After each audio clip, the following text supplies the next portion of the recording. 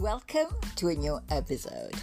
Again, this is remembering, thinking, exploring, try to make sense of it. So, thank you for listening.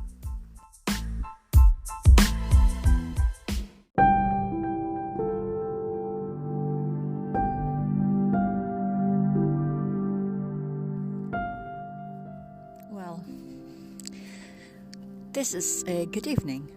So I am actually outside in the beautiful grounds of an old abbey, which is basically just ruin and a beautiful, more modern mansion next to it. I had a lovely sort of fish cake and chips dinner by myself here in the grounds, sitting on a bench under a yew tree. So I've been here the whole afternoon today, and I've been questioning at a certain point, as part of this journey that I'm on, if there is anyone who saw me and anyone who could understand and perceive this kind of a change that I'm going through.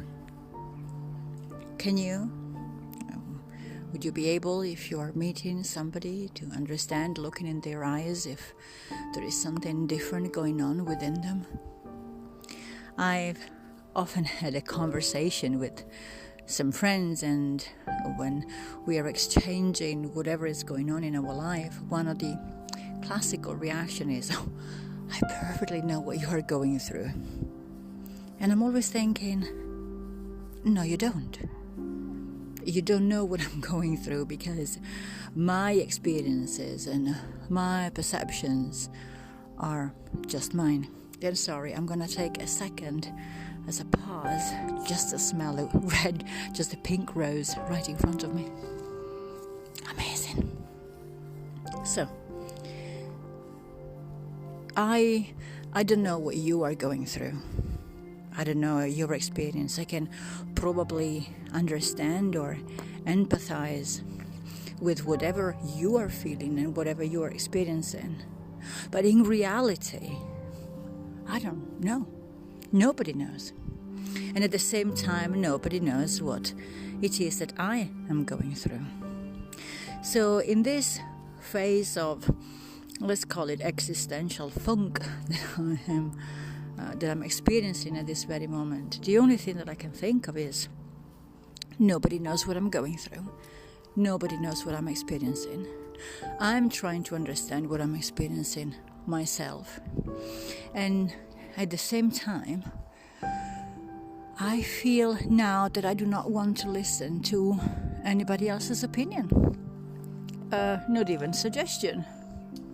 I don't think that I am in that frame of mind to perceive or receive actually any suggestion or feedback, because I'm not strong enough to understand what it is, my other frame of reference with what somebody else comes to me. For example, if I knew that I like York as a city that often sees me there, and you are coming to me and tell me that, I should like Manchester better. I do have a strong opinion about York, and I could make a comparison, and I can come back to you and tell you, well, yes or no, the pros and the cons of the situation. But as I am now, I don't know what I like. I don't know what I want. I don't really know what I feel. I'm sifting through this kind of wall of sand that is surrounding me, and I can phenomenologically recognize that there are some things that I'm reacting to in a positive way. I discovered that I prefer wooden benches in the sun. I had a very strong reaction the other day when I was in a National Trust property, and there was this solitary wooden bench right in the sun, and I sat there, and somehow I felt at home. I know that I prefer bubbling brooks than rolling torrents or just very peaceful pools of water. So anytime that I find that I'm responding to something in a positive way, or even in a negative way, but I actually haven't responded in a very negative way to anything yet.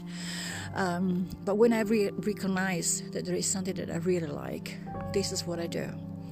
I just open my journal and I'll add it to a list. And in this way, I'm trying to understand, who am I? What is it that I'm bringing to the table? Oh, I can hear people talking in the background, and this place doesn't feel solitary and silent anymore. Wow. So something else that I can add to my list.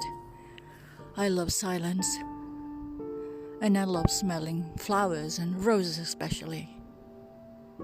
I like walking barefoot on the grass. And I like rain. I like evenings like this ones where there is not rain as such, but there's like a hint of the possibility that maybe tonight at a certain point it will rain. And I like old ruins. I like abbeys.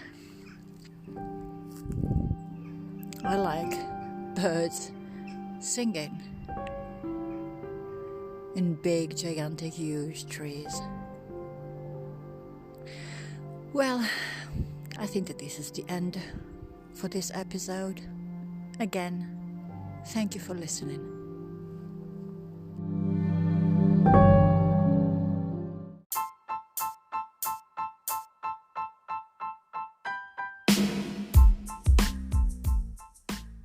So this is it. One episode's done. Now more journaling, more thinking, more walking outdoors and elucubrating, which is always a good verb to use. So if you want to know more about me, you will be able to find me on Instagram, and you are able also to find me on my website, which is www.matildetomat.com. Okay, see you around. Bye.